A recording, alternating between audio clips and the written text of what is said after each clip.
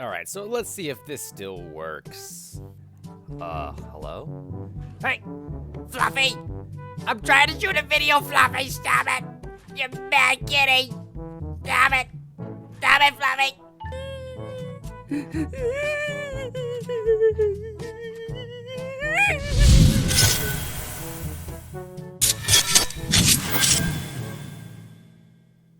For more Fallout 76 videos, be sure to subscribe and turn on notifications so you don't miss any future content. Yo, what's going on, everybody? It's Sovereign. Welcome back to the Commonwealth. Today we are talking about the recent patch that happened this morning on December 11th. It is patch version 1.0.3.10 for PC. Console, you guys will have your patch coming this Thursday, December 13th. But I'm pretty sure a lot of these things will stay the same for you guys as well. If you guys want to see the full patch notes, I will leave a link in the description box below, but we're going to just jump into the main things that I think are most important for you guys to know. Let's jump into it. Okay, so first up, some things for PC players here. They updated the aspect ratio, so if you have 21:9, guys, you can take full advantage of that wide screen you got there now, okay? All right, next up is the FOV slider. So for a while, we've been wanting field of view adjustments because it's just way too narrow for us PC users. So we finally got it. So now we can max that out to a maximum of 120. Base is 70. However, if you still go into character customization, it will go back down to the base of 70 for that narrow view. But that's understandable. I don't mind it very much. Also, the depth of field slider as well. We didn't really mess with that at all because I like the depth of field the way it is. But if you don't want any of that bokeh in the background or blurriness, you can definitely adjust that as well. Push to talk has been added finally. I don't know why it wasn't in the game in the first place, and is defaulted to an on status. I didn't have to adjust it at all when I loaded in. However, you do want to make sure you set the keybind because for some reason the keybind is defaulted to backspace. Like, what? I mean, you can't really complain when they still have alt bound to hold your breath when sniping, and there's no way of changing that. God, I love Bethesda. They're just one of the best developers out there. They're probably number one. Yeah, definitely number one. With this update, we have the bulldozer effect that is enabled. Now, you don't actually get a bulldozer, guys. Basically, all you do when you're placing down items, smaller objects that are obstructing the item that you're trying to place will just pop out of existence. That's a great way of doing it. All right, so yeah, as you can see in this little mini clip that was actually on Bethesda's website for the update patch notes, small items, tree stumps, tree logs, small trees, rocks, boulders, they will pop out of existence when you try to place an item. Now, anything that's large, like a large rock face, like to the right over here, a full-size tree, those will still be obstructing your items. So don't think that you're just going to go into the middle of a dense forest and place a massive camp. You still won't be able to do that.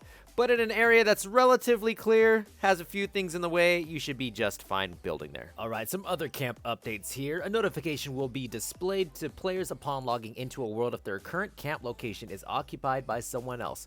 So if you go to a server, somebody else has their camp where yours normally is, you'll be notified before you actually log into the server, just as a forewarning and to let you know if you want to go to another server, you should probably do that if you want to be able to access your own camp. Pretty cool feature, I guess, but I mean, it's not really that big of a deal. You can use someone else's camp, I guess. Whatever. If you guys choose to stay in that current world, though, you'll be able to move your camp to another location for free at no cost of any caps, which is actually pretty nice, pretty cool. Well, like I said, you can just go into another server and within seconds, so I don't see the point in moving it. When it comes to building items in your camp, the percentage of the camp's budget that is being taken up by stored items and blueprints will now appear in the budget bar, which is actually really cool because it wasn't before, so that's a pretty cool addition there. Okay, so let's talk about progression finally, guys. We finally got special respecking. Yes, you can finally adjust your build after level 50. It's not all rainbows and unicorns on this side of the fence, guys. There's a catch. A really bad catch. They messed this up. Bethesda, you messed this up too. How do you mess this up? All right. So yes, it is true. You can respec now after level 50. Every level that you reach after level 50, you will be able to choose a perk card or choose to reallocate a special point from one category to another. Perfect. We've been wanting that. I'm okay with that. However, I think you should just be able to respec all at once. But I digress. They do some weird stuff over there at Bethesda. All right.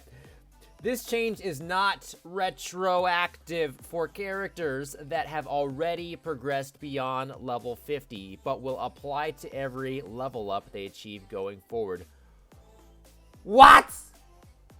This update really punishes those people that have been grinding since launch day, and I'm not sure that this is the best route that they could have taken for this method. They should have at least made it retroactive for those people that have been grinding levels past level 50. There's people that are well into the hundreds now that have legit levels, and I just think that they're left in the dust here.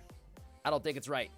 Well, to be completely real, guys, this applies to me and probably not to most people. I saved a lot of my level up points because I really didn't see a point to choosing more cards. There's no real reason for me to do that. I kind of was set in the build that I wanted. So I still had about 17 spec points to use.